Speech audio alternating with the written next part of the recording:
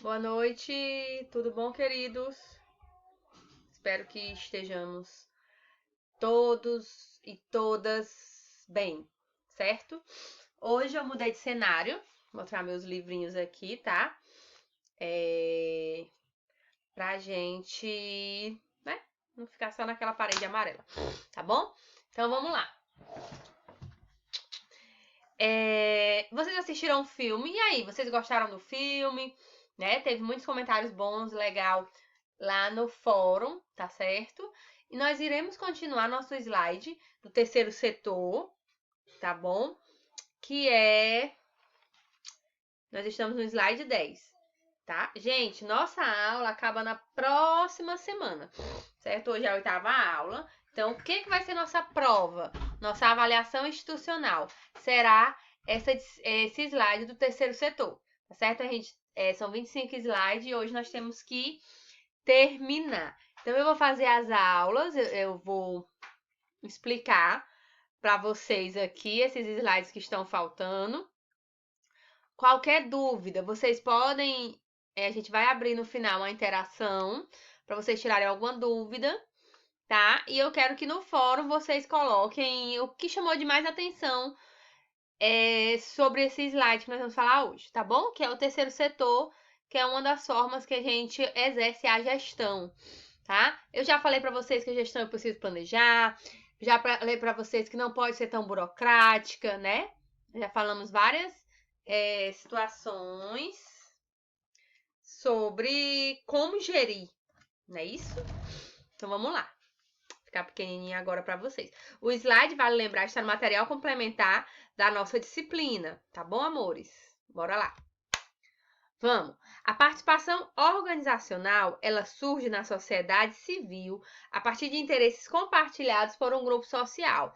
A ação coletiva pode levar à formação de movimentos em defesa de interesses específicos, abrangendo os movimentos sociais, associações cívicas e as organizações não governamentais, a ONG, as ONGs, né?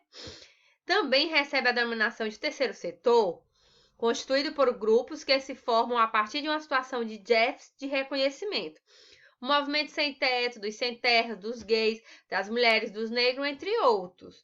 Tá? Como eu disse para vocês, aqui lá em Codó eu tenho a Plan, que também atua aqui em Peritoró, que é uma ONG que é em favor da criança, tá certo? Então as ONGs, elas são ação coletiva que forma em defesa de um interesse específico, abrangendo os movimentos sociais, certo? Para frente. Vamos lá. Democracia é igual a participação e a cidadania. A cidadania existe quando o indivíduo aceita suspender seu ponto de vista privado para levar em consideração o bem comum.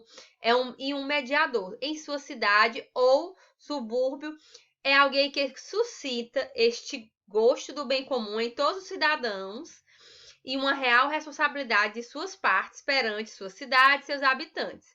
Isso quem fala é Jean François, no livro Dinâmica da Mediação, de 2001. Né? Vamos lá. Quando eu falo em democracia, na verdade, para me ter uma democracia, para me exercer a cidadania, é como disse aí, eu tenho direito a tudo, eu posso fazer qualquer coisa. Mas como nós estamos numa sociedade, existem regras. E aí eu exerço a democracia, eu voto, mas aí eu tiro o meu direito de fazer o que eu quero em prol do bem comum. O bem comum diz que eu não posso matar, que eu não posso roubar, né? A pessoa tem um empreendimento, eu vou lá e pego. Não, eu tenho que comprar, né? Isso é pensando no bem comum, tá? Eu privo os meus instintos pensando no bem comum, na coletividade. Isso é para ser a democracia, a participação e a cidadania. É uma via de mão dupla. A gente elege nossos... Por isso que quando a gente vai eleger alguém, a gente tem que eleger conforme os princípios e valores deles. Porque tem que ser os princípios e valores próximos ao que eu penso, tá? Porque eu não tenho como saber se ele vai fazer... se alguma lei que eu sou contra... conforme os princípios deles, eu vou saber mais ou menos se ele vai ser contra ou a favor. Não sei se vocês estão sabendo, tem uma lei nova, que é uma lei para mulheres vítimas de violência. Essa lei está sendo muito debatida porque estão se qual é o projeto de lei? Para as mulheres que forem proibir o aborto. Ah, Thalita, muito bom. Deus não quer que a gente mate. Certo, ótimo. Vou até ficar grande, porque é um tema polêmico.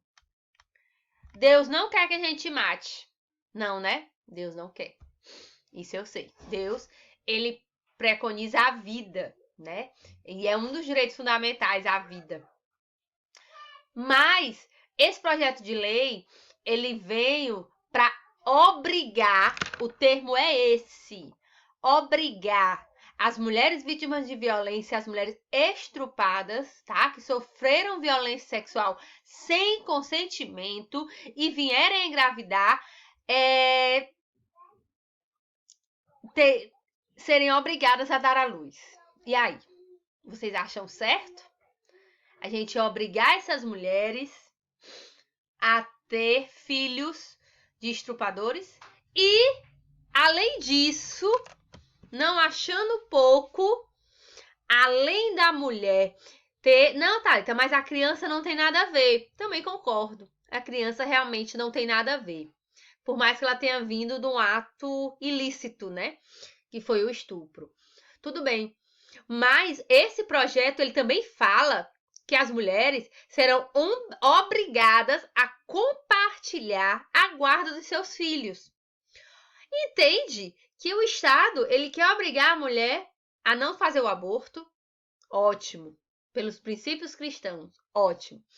Mas esse mesmo Estado, ele quer obrigar a mulher a conviver com seu estrupador. É isso que a lei diz. Tá? Que ele, mesmo sendo estrupador, ele tem o direito de ver a criança. E aí, tá certo? O que vocês acham? Essa lei vai ser aprovada? Não vai? Quem vai defender essa lei? Né? A gente está pensando na criança, estamos pensando na criança. E nas mulheres que foram estrupadas? E nós não estamos livres, tá? Nós mulheres. Independente da idade, a gente pode ser estrupada e, se a gente não estiver ligada, a gente ainda corre risco de engravidar, além de uma doença sexualmente transmissível. E aí, a lei me obrigar a ter que conviver com esse estrupador perto de mim. De todo aniversário do meu filho, ele está.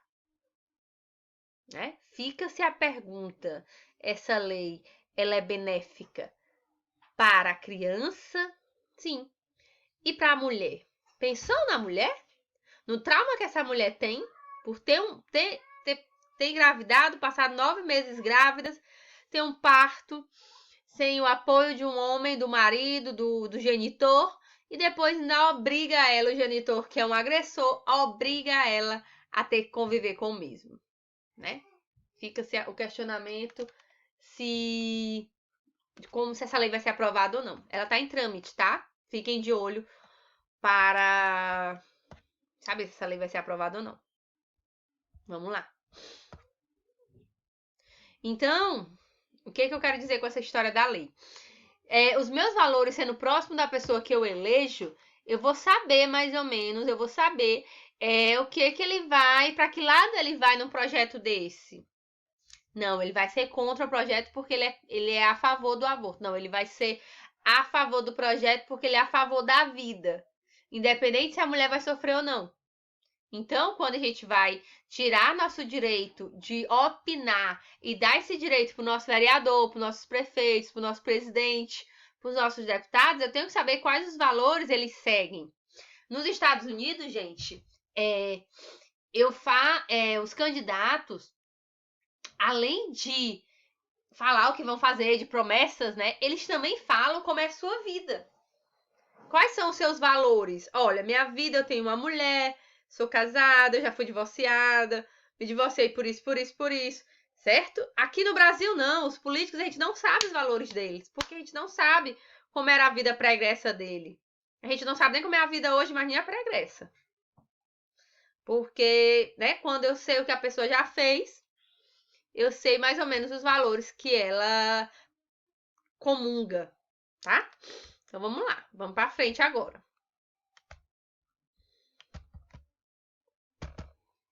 cidadãos e cidadãs ativas, voluntários, militantes de tantas causas e movimentos sociais.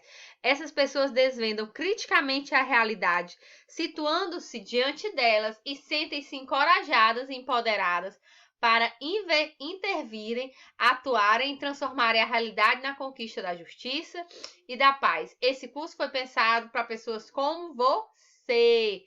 Então, na verdade, ele estimula, né, esse curso aqui, desculpa, não era curso, vou ter botado, era essa disciplina é para que vocês entendam o quanto nós somos importantes. A gente precisa investigar, né, os valores das pessoas que a gente coloca no poder. Para depois a gente não ficar chorando, eu não sabia que ele era capaz disso. Mas tu investigou? Tu não investigou. Então não pode ser que não sabia. Hoje a tecnologia é na palma da mão da gente. O voluntariado. A origem e a evolução no Brasil é fragmentado da história do voluntariado no Brasil em 1543. Então, tem desde que o Brasil é Brasil, vamos dizer assim, desde que a fundação da Vila de Santos, a Casa Santa da Misericórdia, o primeiro núcleo de trabalho voluntário, né? O Brasil tem 1.500 anos, então desde 1543 nós temos voluntariado. Isso formalizado, tá? A Cruz Vermelha, ela chega no Brasil em 1910.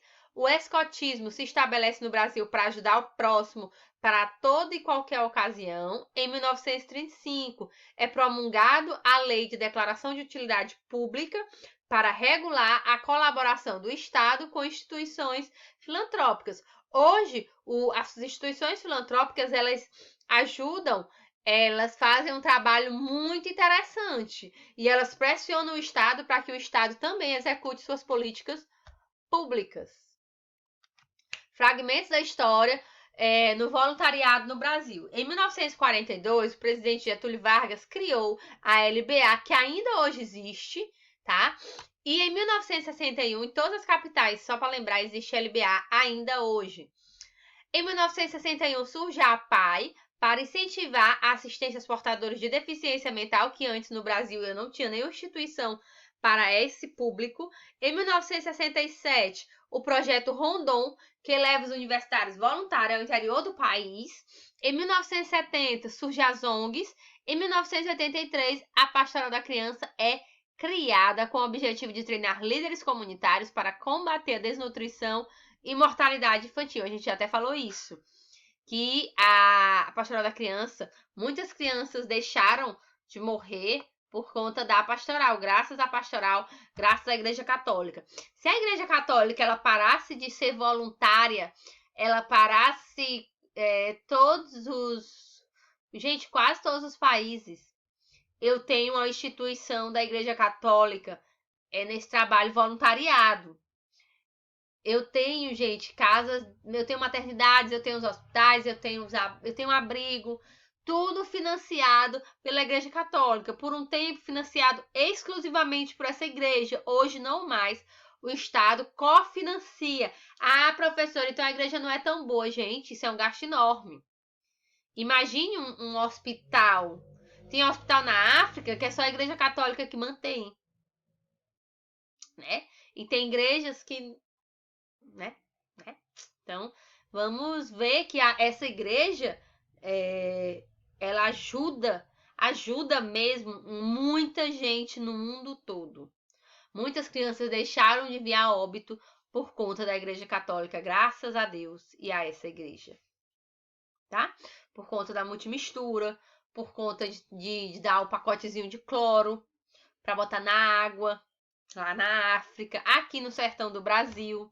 A Igreja Católica, ela fez também cisternas, né? Elas constroem tipo uma caixa d'água bem grandona, que também tem esse projeto a nível do governo federal, tá? Então, a Igreja Católica às vezes chega a locais que o Estado, quando chega, já demorou muito. Muita gente já passou pela mão da igreja. Fragmentos da história e do voluntariado no Brasil na década de 90. Na década de 90, o voluntariado começa a ser valorizado pelas empresas. Em 1993, o sociólogo Herbert de Souza cria a Ação da Cidadania contra a Fome e a Miséria e pela